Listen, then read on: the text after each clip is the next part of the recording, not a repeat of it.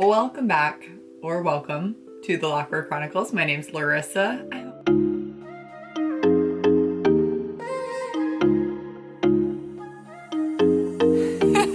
Alrighty, are we already about 2 months into 2022? Yes, we are.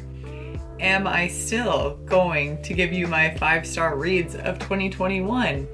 Yes, I am. I have 18 of them. A lot of these I'm guessing majority of you have heard. So instead of me like reviewing and doing the synopsis, I'm just gonna give you some bullet points. I mean, I say that, however, we'll see what happens because I just love to talk about these books because they were talented, brilliant, incredible, amazing, show-stopping, spectacular. Let's begin. I have 18 books that I starred 5 stars of 2021. I went through my reading journal and that's kind of how I started these. So these are in the order of when I read them for the most part.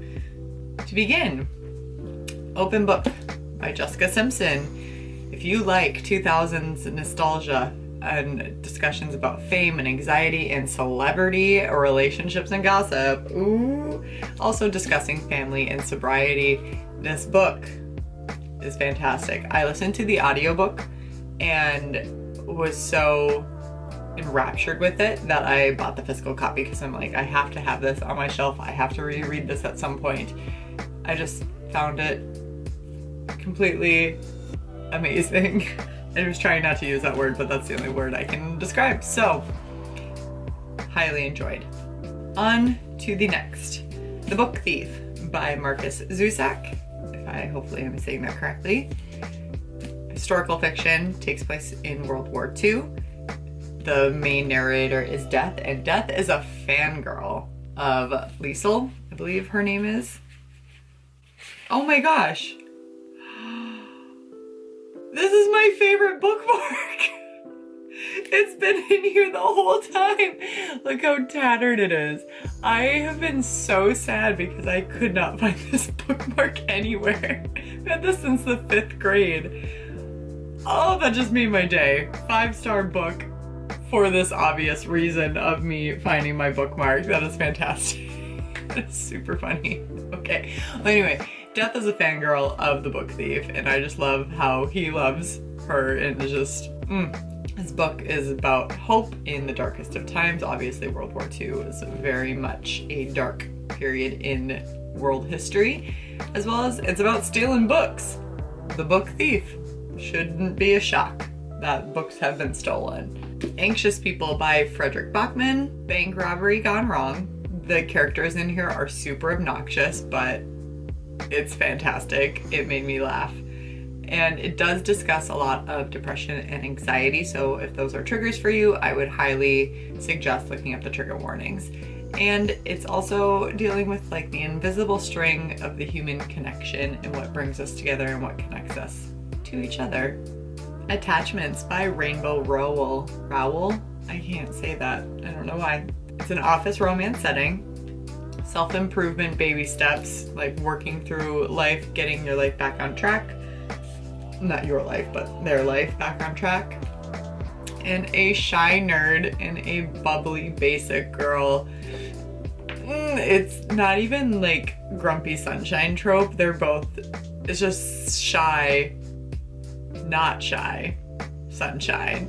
I just love this romance. It's a romance and I love it. Also there's like creeping, like office creeping, like harmless creeping, not like thriller, spooky, stalker creeping. It's cute. Eat, Pray, Love by Elizabeth Gilbert. Self-discovery, travel, and food. The movie is great. I liked the book better, but I love the movie. Just the scenery is fantastic. But this hits a lot of key points too. Now we go on to our Taylor Jenkins Reid Fangirl Club. 7 Husbands of Evelyn Hugo. Taylor Jenkins Reid. Old Hollywood, glamorous and messy characters, flawed characters, and societal pressures and expectations. If you have not heard of this book, I I don't know what to tell you. You're under a rock then, because it was fantastic. I only tabbed it a little bit. Must have been so engrossed with the story that I just didn't tab, because, oh, it was fantastic.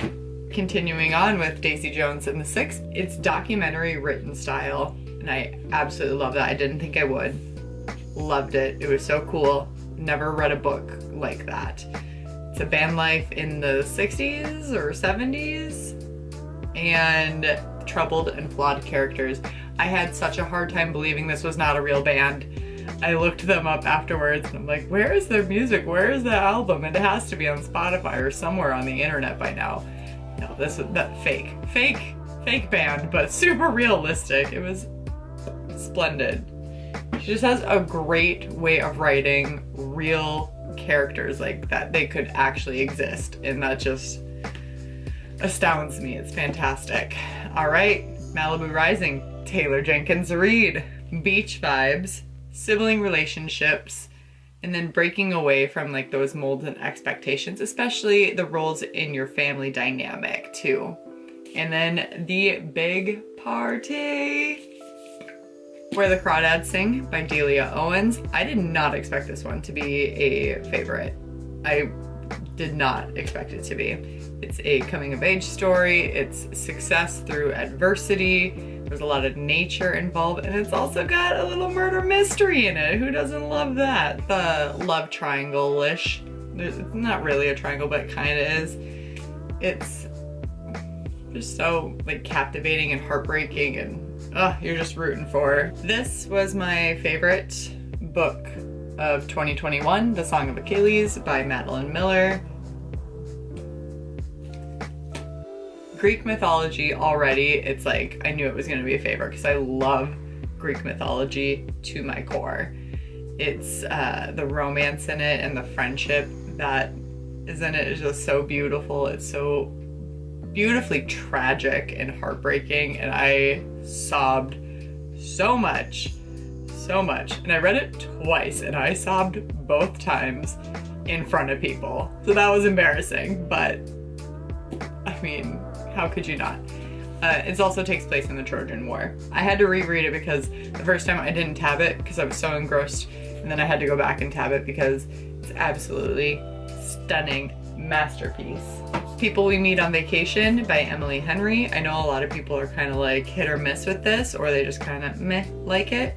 I love the friends to lovers trope, mainly because I want that to happen to me, and also I've been in situations very similar to this, so I completely understand just how drawn out it is, and like, will they, won't they kind of thing.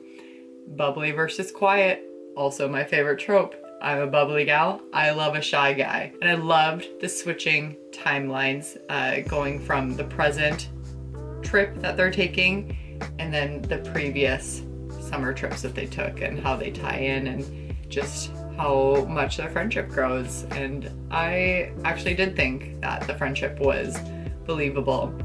I have a lot of guy friends, and I know some people were like, you would not take a platonic guy friend on a trip. 100% would, and 100% have. It can be done. Next up is The Bromance Book Club by Elisa K. Adams. I read this on my Kindle. It's about professional athletes, and it's about those professional athletes reading romance to help improve their relationships as a book club. Bromance Book Club. Oh, it's a rom-com. It's cute. It's fun. I am so excited to read the rest of these. I think there's 4 out currently right now, and so I read the first one, and I flew through it. It was so cute. It was just so fun. It was a fun read. So, and also, why aren't more men reading romance novels to improve their relationships? Riddle me that. The Silent Patient, also read on my Kindle by Alex Michaelides. I don't know how to pronounce that. Nobody does on the internet, so I'm pronouncing it Michaelides. It's a murder mystery, but you already know who the murderer was, but you want to figure out why'd they do it. And it takes place in a mental health hospital, and the twist I found so cool. Next up we have The Night Circus by Erin Morgenstern. 5 out of 5 for the vibes. Like, it's not a plot-driven story, so if you're going in here thinking it's gonna be crazy stuff, no. It's vibes. It's very beautiful and lyrical writing and star-crossed lovers, but the love story is not the main focus of this. It's just so beautifully written. I also didn't think this would be a favorite of mine just because of how overhyped it was, but I really enjoyed it. But don't expect like crazy stuff to come from this. It's so beautiful though. The Hating Game by Sally Thorne. Enemies to lovers, office romance, spicy and cute. The movie does not do the book justice. Just the yearning. Ugh. Read the book. The next couple are Christmas or holiday themed. So In a Holidays by Christina Lauren. It's Christmas holiday in Utah mountains, and I lived in Utah for 3 months last year, and it was just really cool to know where they were at. And like when they discussed Park City, I knew where they were, and it was so cool, and I just love that. It's very much a Groundhog's Day theme. Like she just keeps repeating the day over and over until she gets it right kind of thing, and trying to figure out how to get it right, which brings me to the next point, which was being in the moment and being authentic. And then also the traditions, but also enjoying the traditions of the holiday. Next up is Christmas shopping. Window Shopping by Tessa Bailey. It's spicy Christmas, spicy holiday, so much spice. Phenomenal. Grumpy Sunshine, but the best part about the Grumpy Sunshine, it's the male who's the sunshine and the female who's the grumpy. And you just don't see that often, and you don't see it often executed super well. And I love that. It's also about second chances and allowing somebody to prove themselves. And the last book is The Love Hypothesis by Allie Hazelwood. Originally, I rated this as a 4-star, but for pure enjoyment standards, 5-star. I reread it. Well, I read it 3 times last year, so yeah, all within like a couple months of each other. Grumpy Sunshine trope. It's like the Raylo dating. Oh, I just love it. It's fake dating, which I love that trope too. Grad school sucks. Yes, it does. And women in STEM, which is empowerment and kind of the difficulty that they face. But I thought it was super cute. It's super cheesy, and I just love it. Okay. Now that I've said that I've loved all 18 of these, hopefully you weren't taking shots.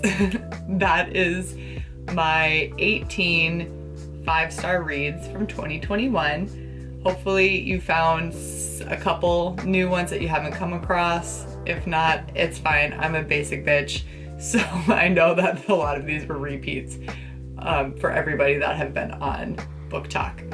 Or why do I do that? BookTube. This is BookTube.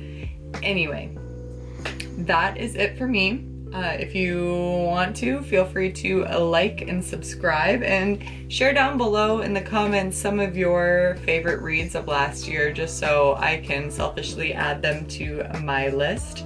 And maybe you can add them to yours too if you see somebody else that posts something you haven't come across. Respect others, respect yourself, and do something amazing with your day. Thanks, bye.